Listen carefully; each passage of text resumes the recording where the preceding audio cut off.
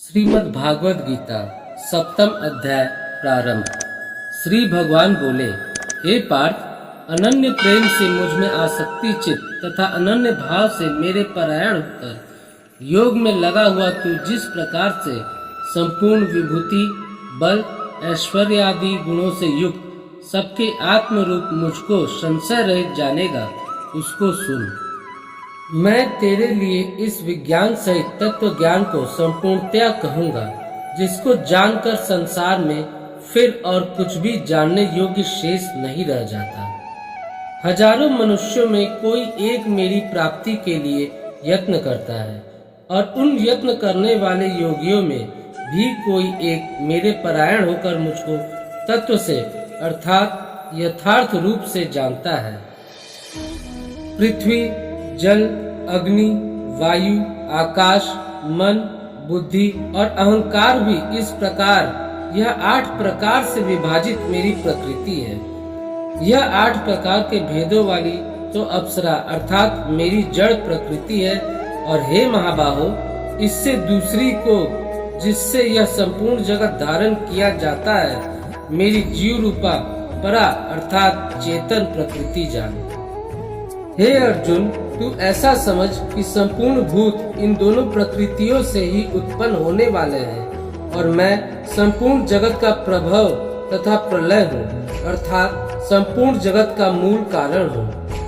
हे धनंजय, मुझसे भिन्न दूसरा कोई भी परम कारण नहीं है।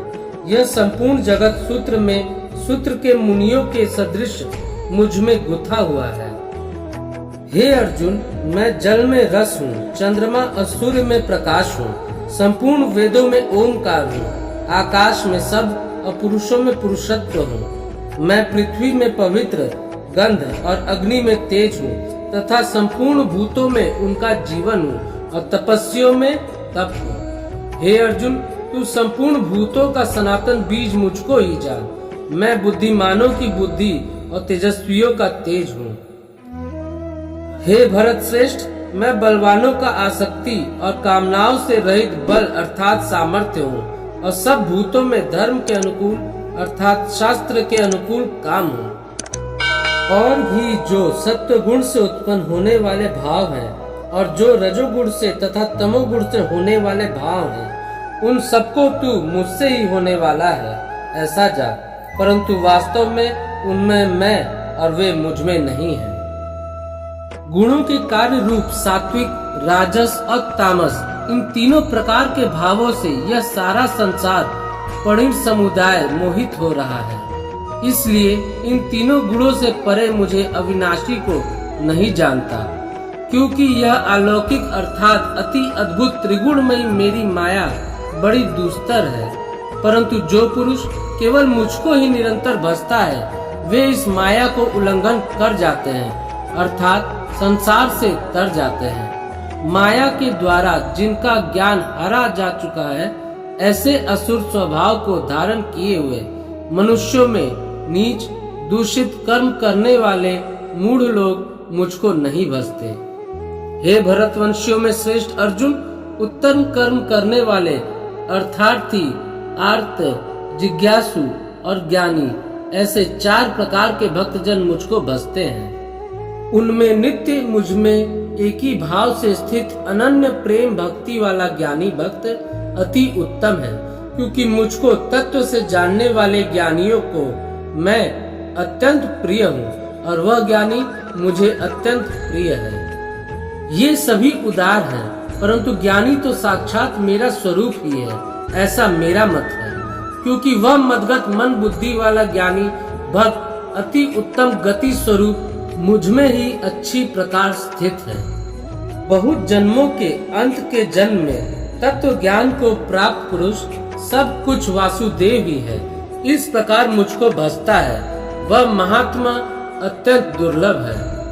उन भोगों की कामना द्वारा जिनका ज्ञान हरा जा चुका है, वे लोग अपने स्वभाव से प्रेरित होकर उस नियम को धारण करके अन्य देवताओं को भजते हैं, अर्थात पूजते हैं। जो सकाम भक्त जिस देवता के स्वरूप को श्रद्धा से पूजना चाहता है, उस भक्त की श्रद्धा को मैं उसी देवता के प्रति स्थिर करता हूँ। वह पुरुष उस श्रद्धा से युक्त होकर उस देवता का पूजन करता है और उस देवता से मेरे द्वारा ही विधान किए हुए उन इच्छित भोगों को निसंदेह प्राप्त करता है।